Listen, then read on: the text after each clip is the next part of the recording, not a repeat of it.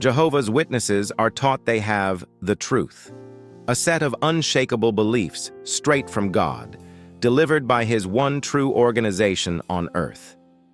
In a chaotic world, it's a message of stability, a foundation of granite.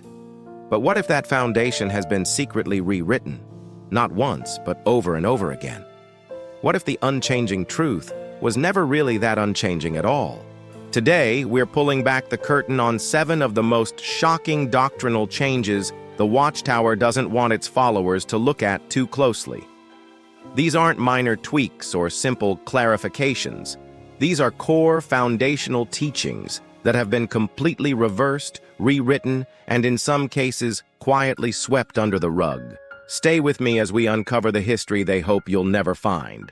This is the story of a truth that is constantly changing, told by an organization that demands you believe it is absolute. Our first shocking change is probably the most famous, and the most embarrassing, for the Watchtower Society.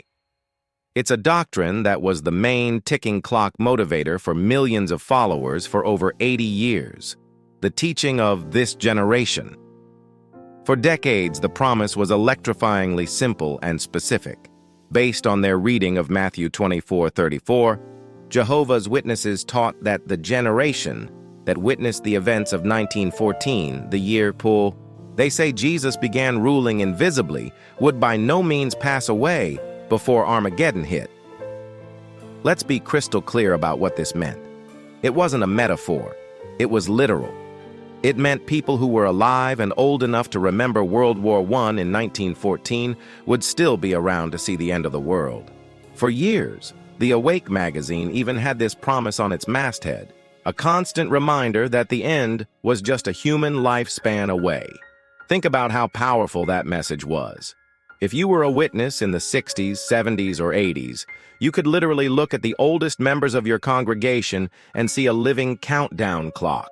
Their presence was proof the end was right around the corner. Young people were told not to go to college, build a career, or even start a family. Why plan for a future in a world that had, at most, a few years left?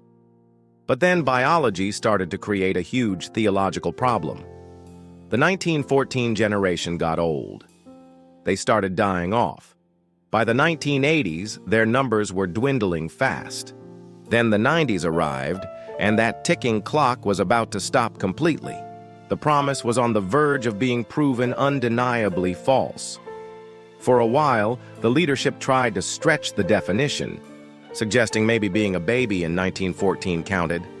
But even that wasn't enough.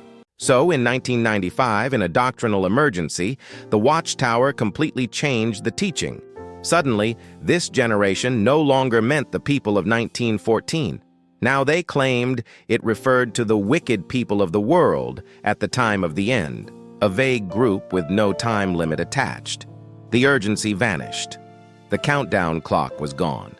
For anyone who had built their entire life around that promise, it was a staggering betrayal. But the story doesn't stop there. After more than a decade of this less urgent teaching, growth slowed down. The fire was gone. So in 2010, the governing body did another stunning reversal. They brought back the 1914 generation, but with a new, baffling twist, the overlapping generation. According to this new light, the generation is made of 2 groups whose lives overlap. The first group is anointed witnesses who saw the events of 1914. The second group is anointed witnesses whose lives overlapped with the first group. So, as long as an anointed person is alive today, who was at some point a contemporary of an anointed person from 1914, the generation hasn't passed away. Think about that. By this logic, if a person born in 1900 lived to be 90 and died in 1990, and another person was born in 1989 and became anointed, their lives overlapped by 1 year. This second person could live to be 90, dying in 2079, and still be part of the generation of 1914. It stretches the definition of a single generation to potentially cover almost 2 centuries, rendering the word completely meaningless. It's a textbook example of an organization making things up as it goes, desperately trying to keep a failed prophecy on life support. For any Jehovah's Witness, the idea of the faithful and discreet slave is everything. It answers the question, who is God's channel on earth? This slave is the entity Jesus appointed to give out spiritual food at the proper time. In other words, to create all doctrine and guidance. To question the slave is to question God. Now, for most of the organization's history, from 1927 until 2012, this slave was taught to be the entire group of anointed Jehovah's Witnesses on earth, the 14,000 or so who profess a hope of going to heaven. The idea was that this class of people as a collective was the slave. The governing body, while in charge, was just part of that larger group. This led to a weird idea where the anointed class was both the slave feeding and the domestics being fed. In essence, they were feeding themselves. It was strange, but it kept a sense of collective responsibility. Then, on October 6, 2012, a bombshell was dropped. The definition was changed in a move that can only be seen as the ultimate consolidation of power. With this new light, it was announced that the faithful and discreet slave was not all anointed witnesses. Instead, the slave was and is exclusively the governing body itself, just a handful of men at the world headquarters in Warwick, New York. Let's just pause and absorb how huge this shift is. Before 2012, authority was theoretically spread across thousands of people. After 2012, all of that authority was officially and absolutely centralized into the hands of a few men.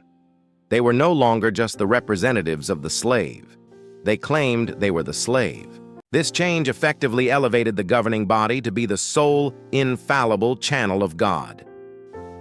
The July 15, 2013, Watchtower cemented this, saying that when this small group of men acts together, they are the faithful and discreet slave.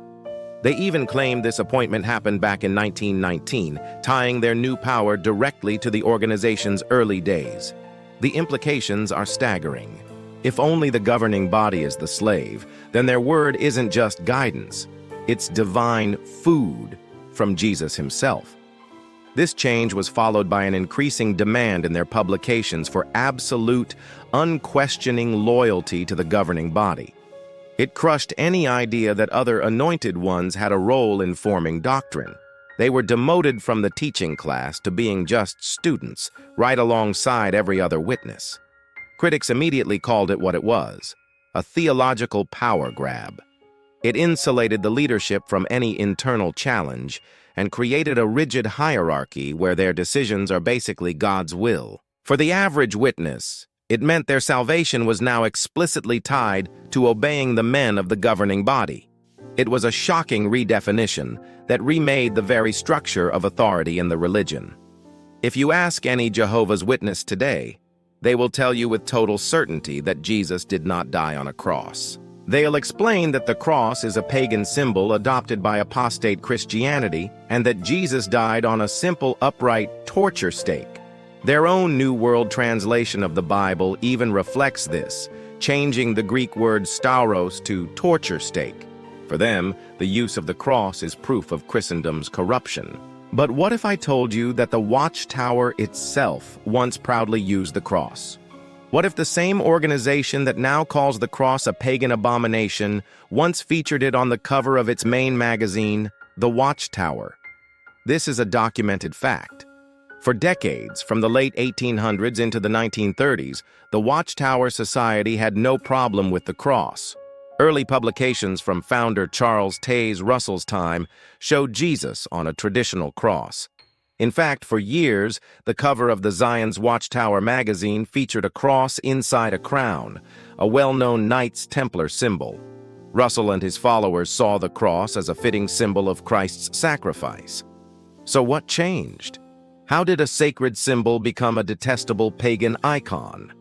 The shift began under the organization's second president, Joseph F. Rutherford.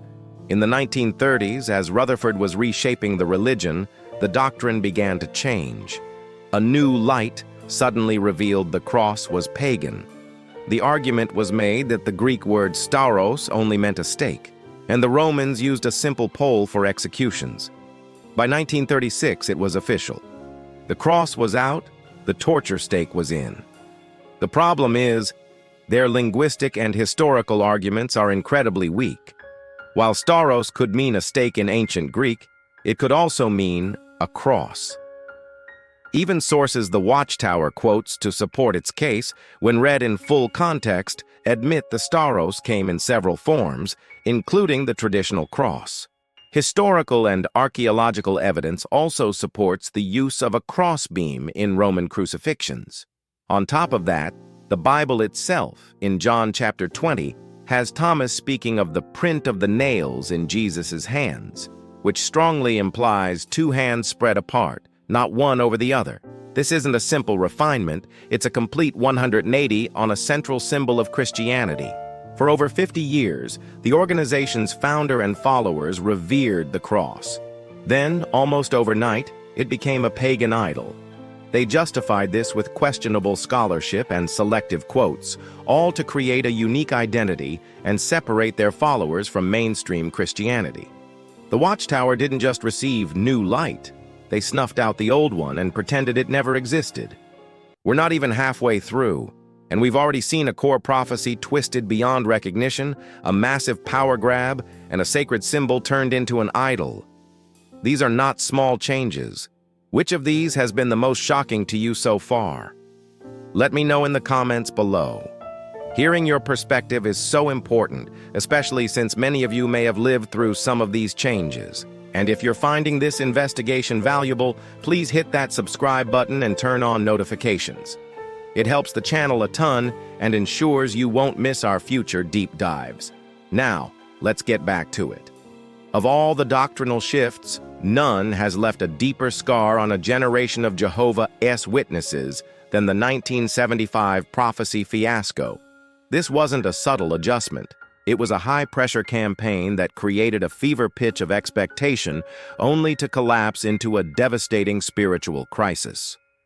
Starting in 1966 with the book Life Everlasting in Freedom of the Sons of God, the Watchtower began heavily promoting a specific timeline. The book laid out a chronology suggesting that 6,000 years of human history would end in the autumn of 1975. The implication was clear. The beginning of Christ's 1,000-year reign was right around the corner. For the next 9 years, the publications hammered this point. The language was often carefully worded with terms like possibility, but the overwhelming message was pure urgency. Witnesses were told the time remaining was short, and they needed to act like it. And they did. Thousands of sincere followers sold their homes and businesses. They quit their jobs. Young people dropped out of school and put off getting married or having kids. Why invest in a system that was about to be wiped away? It's also worth noting what the organization itself was doing. In 1975, while followers were divesting from the world, the Watchtower Society was busy buying and remodeling expensive property in New York City. Then October 1975 came and went. The year ended. Nothing happened. Armageddon did not arrive. The spiritual fallout was catastrophic. First, there was silence. Then came the gaslighting. In a stunning move, the Watchtower leadership turned on its own followers. A 1976 Watchtower article essentially blamed the members for their disappointment, saying that their own understanding was based on wrong premises. The message was, "We didn't say it for sure, you just got carried away." But the members knew what they had been told. The sense of betrayal was immense. In the years that followed, hundreds of thousands of Jehovah's Witnesses left the organization. They had upended their lives for what they believed was divine direction, only to be told it was their own fault. Years later, in a March 1980 Watchtower, the Society offered a quiet, half-hearted admission, stating they regretted the claims that built up hopes for 1975. But for the lives thrown into chaos, it was far too little, too late. The 1975 fiasco is a painful monument to a pattern of generating end-times hysteria for growth and then callously blaming the flock when the prophecy fails. The changes we've discussed so far have had huge psychological and social impacts. But this next one deals with life and death. It's about the Watchtower's bewildering and dangerous flip-flop on organ transplants. Today, the Watchtower says organ donation is a matter of personal conscience. This sounds reasonable. But this was not always their stance. In a November 15, 1967 issue of the Watchtower, the organization declared its position without any ambiguity. The article argued that receiving an organ from another human was, essentially, cannibalism. Let me repeat that. The official teaching was that getting an organ transplant was the same as cannibalism. The magazine stated that sustaining one's life with a body part from another human would be cannibalism, a practice abhorrent to all civilized people. It said God didn't give permission for humans to perpetuate their lives by cannibalistically taking into their bodies human flesh in the form of whole organs. The message was clear. For a devout witness needing a kidney, a heart, or a cornea, the choice was to accept the organ and be guilty of cannibalism, or refuse the transplant and suffer, go blind, or even die. Imagine the agonizing position this put people in. For 13 years, this was the truth. Jehovah's Witnesses who obeyed this teaching and refused transplants paid the ultimate price. Families watched loved ones die, believing they were being obedient to God. Then, in 1980, the doctrine changed. With another puff of new light, the Watchtower reversed its position. Suddenly, organ transplants were no longer cannibalism. The organization announced it was now a matter for individual conscience. The very act condemned as abhorrent was now okay. There was no apology. No acknowledgement of the lives lost because of the previous teaching. No explanation for how God's unchangeable standard could completely reverse itself in just over a decade. Faithful members who had let their loved ones die were now told the basis for their sacrifice was gone. This change is one of the most chilling in the organization's history. It's a stark illustration of the real-world human cost of the governing body's doctrinal whims. A life-or-death matter was declared, enforced, and then quietly thrown out, leaving a trail of tragedy and unanswered questions. One of the central doctrines of Jehovah's Witnesses today is their specific view of Jesus. They teach he is not God Almighty, but a created being, God's first creation, also known as Michael the Archangel. They strongly reject the Trinity. And crucially, they teach that while Jesus should be honored, he should not be worshipped. Worship, they insist, is for Jehovah God alone. Their New World Translation reflects this. In verses where the Greek word proskuneo appears in reference to Jesus, a word often translated as worship, the NWT usually renders it as do obeisance. This subtle change is key to their theology. This teaching seems like a non-negotiable part of their faith, but like so many other doctrines, this is a major change from what the organization used to believe. In the time of Charles Taze Russell, the first president, the view of Jesus was very different. While Russell also rejected the Trinity, he had no problem with worshiping Jesus. In fact, he encouraged it. The early Watchtower publications are clear on this. For instance, the November 15, 1898, Zion's Watchtower explicitly states, "Yes, we believe our Lord Jesus while on earth was really worshipped and properly so." It even asks, if he was not God, was not this worship idolatry? The article answers its own question by saying that because Jesus was the express image of the Father, it was proper for him to be worshipped as God's representative. For decades, the Watchtower taught that Jesus was worthy of worship. The idea of doing obeisance instead of worshiping wasn't part of their thinking. The shift happened after Russell's death, under J.F. Rutherford, the man behind so many foundational changes. Rutherford began to focus all worship exclusively on the name Jehovah. This required demoting Jesus' status from a being who could be worshipped to one who could only be honored. By the 1950s, with the release of the New World Translation, this is a profound change. It alters the very nature of a Christian's relationship with Jesus. For decades, the Watchtower movement saw worshiping Jesus as scriptural. Then, the leadership decided it wasn't. They changed the doctrine, and then they changed their Bible to back it up. Our final point is a practice that has destroyed countless families: the policy of shunning. For decades, Jehovah's Witnesses have been told to cut off all contact with anyone who leaves or is excommunicated. This includes your own children or parents if they don't live with you. It is a policy of total social death. The organization defends this as a scriptural way to keep the congregation clean. But even this cruel weapon of control has changed, often due to PR and legal pressure, not new light. For years, the rules were absolute. A shunned person was a pariah. You couldn't even say hello.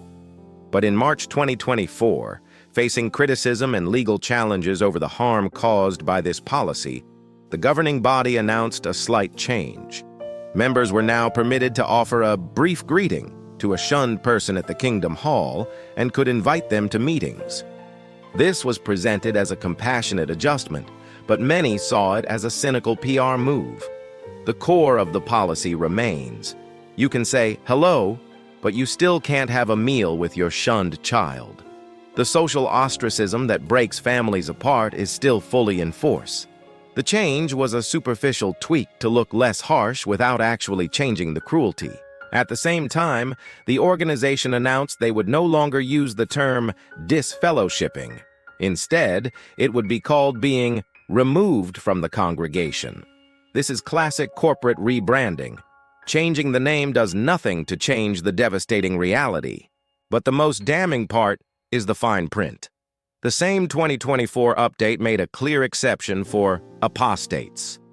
And who is an apostate? Anyone who disagrees with the governing body or exposes doctrinal inconsistencies like the ones in this video.